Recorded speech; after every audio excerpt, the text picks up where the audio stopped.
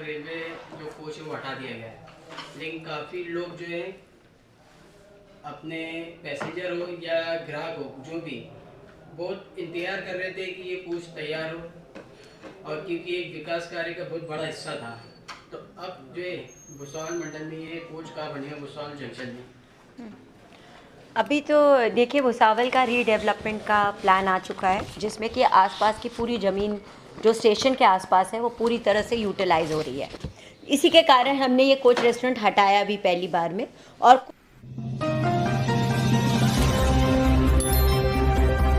नमस्ते, आदाब, मैं anchor Divya Kamble CBN news 18 में आपका स्वागत करती हूँ। CBN न्यूज 18 हर समस्या में आपके साथ, हर खबरों में सच्चाई से आपके पास, क्योंकि हम सच दिखाते हैं। श्री अश्विनी वैष्णव जी जो हमारे मिनिस्टर हैं रेलवेज़ के, उनकी प्रेजेंस में वो इनॉग्रेट और डेडिकेट करेंगे रेलवे के प्रोजेक्ट्स जो कुछ 85,000 करोड़ के वर्थ के हैं। इसमें से सबसे इम्पॉर्टेंट है फ्रेट कॉरिडोर का काम। जो फ्रेट कॉरिडोर एक इंडिपेंडेंट कॉरिडोर बनाया गया है सिर्फ माल धक्का ले जाने ले आने के लिए, उसके लिए जो ये फ्रेट कॉरिडोर है उसका डेडिकेशन है by the honourable prime minister. 10 Vande Bharat train, गति शक्ति कार्गो टर्मिनल्स। आपको याद होगा गति शक्ति की पॉलिसी 2022 में आई है, जिसमें ये कहा गया है कि जो हमारा लैंड है और जो हमारी रेल है और जो हमारे वाटरवेज है वो सब एक साथ सम्मिलित करके, मतलब transport, road transport, rail transport and waterways will together combine to make seamless transfer of transported goods from one medium to another mode, ताकि जल्दी से सामान पहुंच सके। एक किसी भी विकसित देश की जो सबसे बड़ी पहचान होती है वो उसका डेवलपमेंट इंडेक्स होता है कि वो कितना इन्वेस्ट करते हैं वीज़ा विस कितने प्रोडक्ट्स वो कैरी कर सकते हैं। इस डेवलपमेंट इंडेक्स पर इंडिया पहले 43rd प्लेस पे थी और आज की डेट में India is at the 15th place. ये प्रोग्रेस हमने लास्ट 10 ईयर्स में करी, जिसका मतलब है कि हम कम लागत में अब सामान ज़्यादा दूर ले जा पा रहे हैं, और इसमें गति शक्ति का एक बहुत बड़ा हाथ है। तो गति शक्ति टर्मिनल्स को भी वो इनॉग्रेट करेंगे, गुड शेड करेंगे जहाँ पे कि हमारा माल आता है, वर्कशॉप्स जहाँ पे कि हमारे वैगन्स बनाए जाते हैं, रेल कोच रेस्टोरेंट, आप इससे अच्छी तरह अवगत हैं, एक हम लोगों ने काट के फेंका है, बाकी जगह अच्छे काम कर रहे हैं वो लोग। और OSOP, one station one product, Jan Aushadhi केंद्र, और कई जगह डबलिंग के प्रोजेक्ट्स, कई जगह ABS जो अपना अमृत भारत स्टेशन है, ये वीडियो कॉन्फ्रेंस द्वारा कल operational control centre OCC Ahmedabad से माननीय प्रधानमंत्री डेडिकेट और इनॉग्रेट करेंगे। महाराष्ट्र में टोटल प्रोजेक्ट 506 हैं जिसको कि इनॉग्रेट और डेडिकेट किया जाएगा।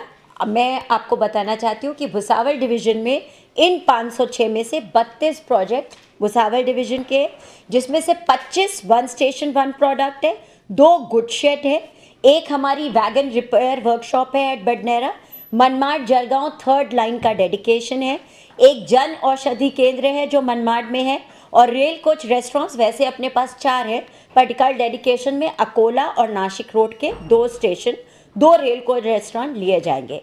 इसके अलावा हमारे पास खंडवा सनावत की मेमो है जिसका फ्लैगिंग ऑफ कल खंडवा स्टेशन से होगा। ये माननीय प्रधानमंत्री के प्रोग्राम का हिस्सा नहीं है, पर इसी ओकेजन पे, क्योंकि इसका नोटिफिकेशन बहुत लेट निकला, कल ही निकला है, इसकी वजह से इसका जो है फ्लैगिंग ऑफ हमने कल रखा है। ये प्रधानमंत्री के प्रोग्राम का हिस्सा ना होकर भी, क्योंकि इम्पॉर्टेंट है डिवीज़न के लिए, इसकी फ्लैगिंग ऑफ हमने कल रखी है। जो हमारा रेल कोच रेस्टोरेंट है वो अकोला और नासिक का है, और इसको इसलिए खोला गया ताकि लोग हमारे स्टेशन पर खाली सिर्फ इसलिए ना आए क्योंकि वो किसी ट्रेन को बोर्ड करना चाहते, वो इसलिए भी आए कि हम उनको अच्छा खाने पीने की सुविधा दें, साफ़ सुथरी जगह में हम उन्हें बैठने की जगह दें।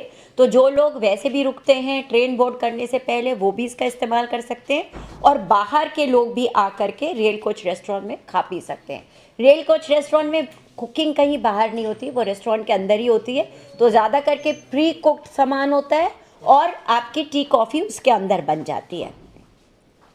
ऐसी फैसिलिटी हमारे पास अमरावती और शहगांव में भी है। अमरावती शहगांव को इस बार के इनॉग्रेशन में नहीं लिया गया।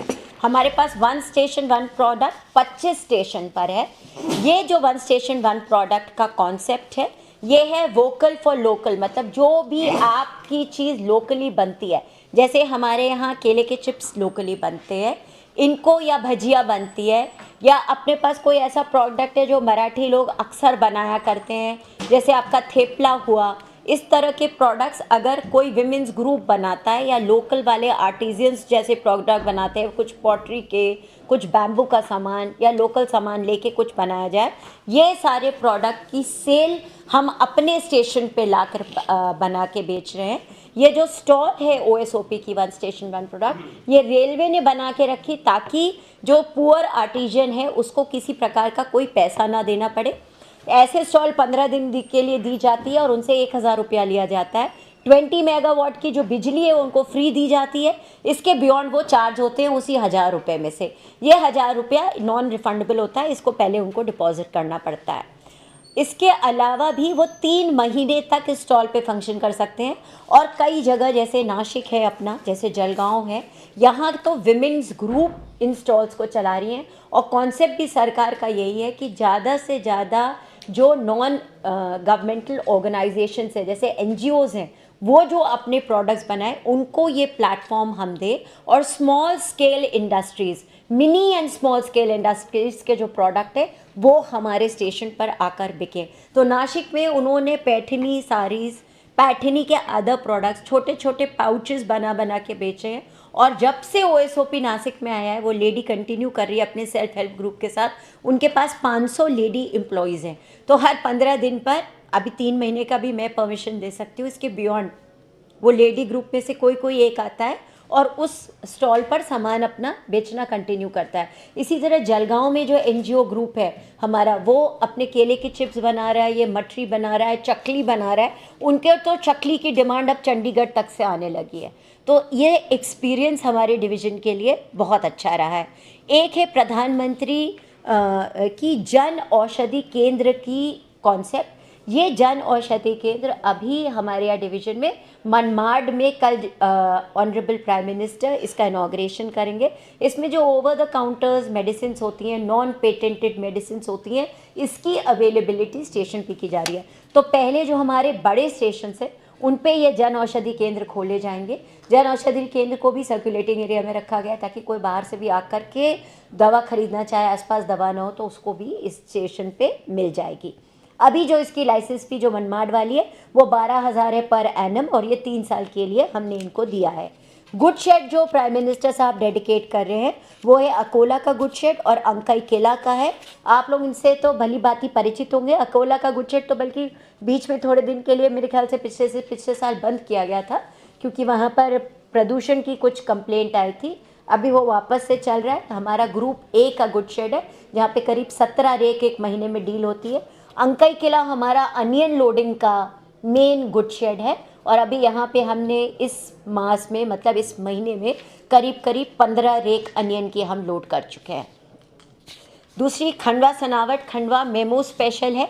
इसमें बताना ज़रूरी है कि अभी हमारा खंडवा का यार्ड रीमॉडलिंग कंप्लीट नहीं हुआ है, पर ये ट्रेन हम चला रहे क्योंकि ये बहुत लंबी डिमांड की ट्रेन रह चुकी है। खंडवा सनावत तो कनेक्टेड है बट फ्रॉम प्लेटफॉर्म 5।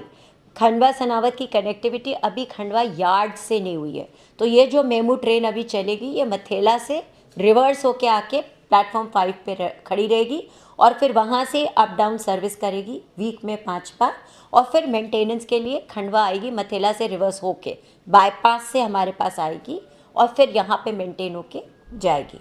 अभी हमें हेडक्वार्टर ने खाली 2 सर्विस की परमिशन दी है। ऐसे हमारा प्रपोजल 4 सर्विस का है।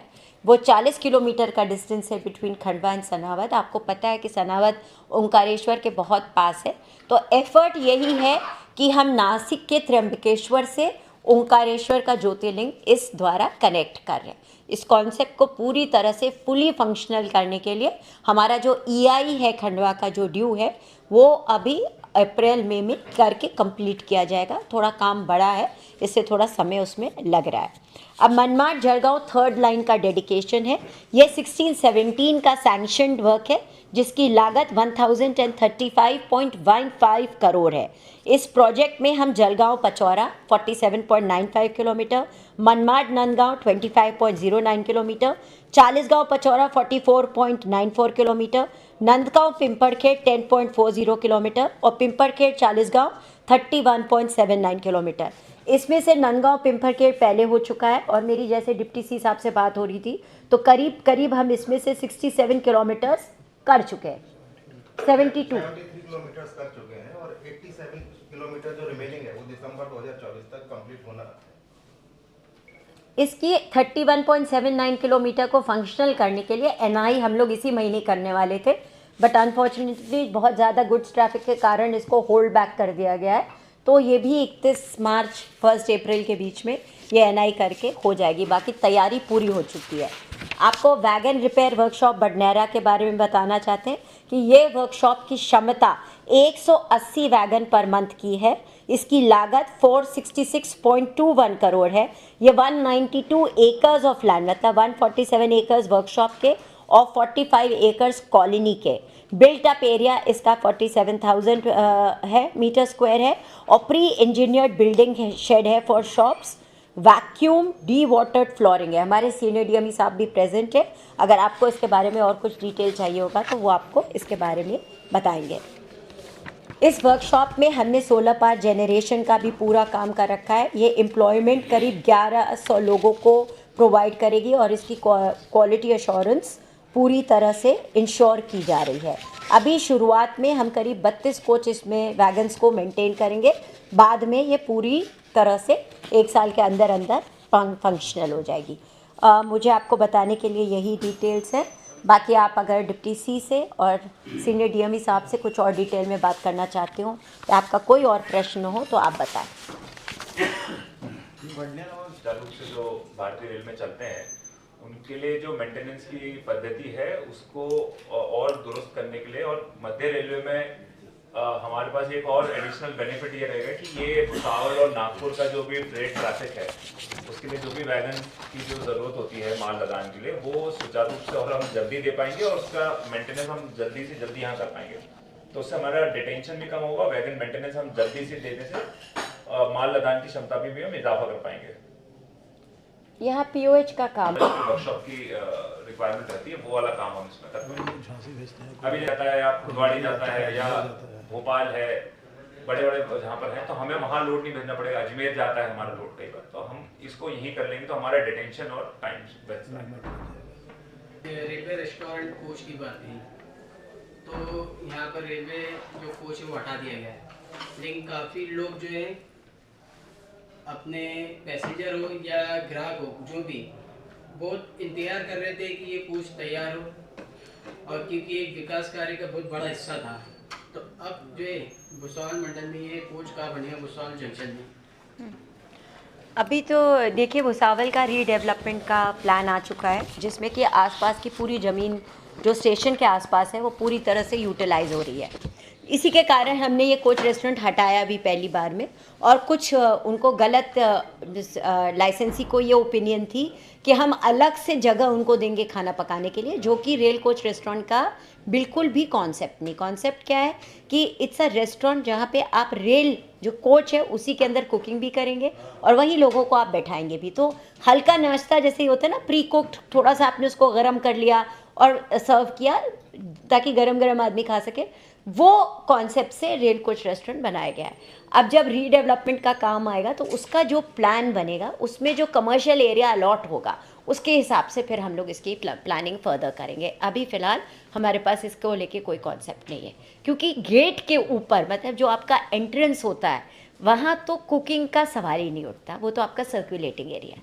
ये तो पॉलिसी में ही नहीं है, उनको कुछ गलत फहमी थी। ये सोचा गया कि एक कोच रख दिया जाएगा, और कोच क्योंकि कई जगह वैगन रखे जाते हैं, आपने देखा कई जगह लोको एक इंजन रख दिया जाता है, वो एक रेलवे स्टेशन की पहचान होती है। तो यहाँ सोचा गया था कि एक कोच रख देंगे, बाहर से ही लोग आ जाएंगे और खा के चले जाएंगे। बट अनफॉर्चुनेटली लाइसेंसी को लगा कि मैं एक पूरा अलग से बिल्डिंग बना सकता हूँ कुकिंग के लिए, जो कि परमिसिबल नहीं था। इस वजह से हम दोनों ने ही मिलकर समझौता किया कि नहीं ये गलत है, हमने उनकी लाइसेंस फी भी वापस करी और अब हम वहाँ पे सिर्फ सर्कुलेटिंग एरिया बना रहे हैं। एक बार कंसल्टेंट हमें भुसावल स्टेशन के रीडेवलपमेंट का प्लान सबमिट करेगा जिसमें वो डिमार्केट करके देगा कि ये आपके कमर्शियल लैंड अवेलेबल है, तब हम फिर से कोई रेस्टोरेंट की प्लानिंग कर सकते हैं।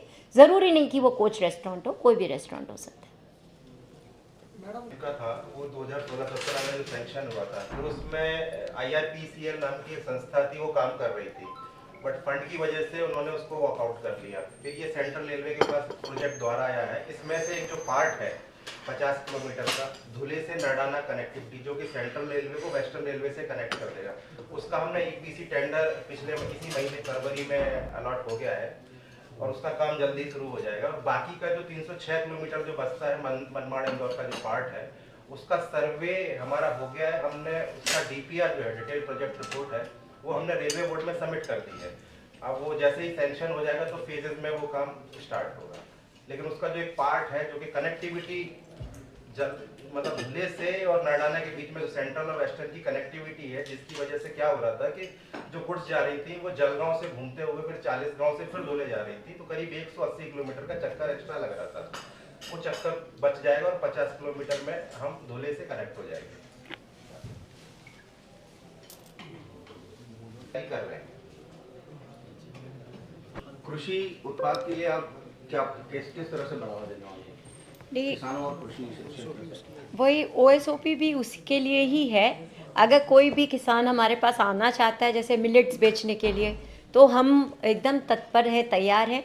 इनफैक्ट हम मार्केटिंग भी करते हैं विलेज टू विलेज जा कर के, कि जिनके पास कोई पैकेजिंग है कि वो इस तरह से आकर ज्वार या अपनी बाजरी या कुछ भी बेचना चाहते हैं, उसकी भी हम तैयारी करते हैं। तो ये एक पीरियोडिकल चीज़ है। कभी कभी वो आते हैं, मिलेट्स भी बेचते हैं हमारे यहाँ। बॉम्बे में तो उन्होंने ऐसा कई जगह पे किया, नागपुर पे में भी किया, भुसावल में भी हम पूरी कोशिश कर रहे हैं कि हमारे पास किसान आए और अपने प्रोडक्ट्स यहाँ पर बेचें। यहाँ खासतौर पे महिला लास्ट टाइम आप गए तो वो लोग यहाँ के लोकल प्रोडक्ट्स हैं, वो कुछ प्रोड्यूसर नहीं है, लेकिन वो ऐसे कुछ कलेक्टिव ऐसा कुछ करके वो कर सकते कि हाँ बिल्कुल कर सकते। सेल्फ हेल्प ग्रुप सारे हैं, MSME के जितने ग्रुप से सब एलिजिबल हैं। किसान तो एलिजिबल है ही है, वो अपना दिखाते हैं, कार्ड दिखाते हैं ना, बिलो पॉवर्टी लाइन वाले, वो जितने ग्रुप से वो सब इसमें कवर्ड है, सारे कवर्ड है इसमें। मतलब वो टन बाय टन वो हाँ बिल्कुल बिल्कुल, वो वैसे आते भी हैं, आती भी वही है। हाँ, पर्पज़ एक आदमी को ना दे करके 15-15 दिन के लिए दे तो सबको एक तो चांस भी मिलेगा। हाँ तो 15 दिन के लिए एक NGO को दे दिया। हाँ, फिर मान लीजिए कि उस NGO के ग्रुप में बहुत सारे सब ग्रुप्स हैं, तो एक एक ग्रुप को चांस मिला, वो आके उसने शोकेस किया और गए।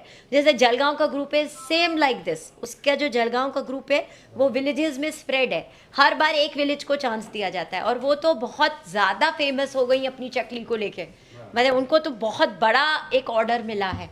It is one of the most successful stories of OSOP। जी, पत्रकारों का मैं धन्यवाद देता हूँ, उन्होंने अपना अमूल्य समय यहाँ निकाल कर तो हमारे विषय को चुना और सुना, और इसकी हम अपेक्षा रखते हैं इसकी आप वाइड से वाइड पब्लिसिटी करेंगे, क्योंकि ये सारी चीज़ें जो हैं ये सारी देश के और भारतीय रेल के डेवलपमेंट की बातें होती हैं। धन्यवाद। मैं अलविदा लेती हूँ, आपकी दिव्या कांबले। देखते रहिए CBN Press the bell icon on the her YouTube समस्या में app आपके and never साथ। miss another हर खबरों में सच्चाई से आपके पास, क्योंकि हम सच दिखाते हैं। हमारे CBN News 18 चैनल को सब्सक्राइब करें।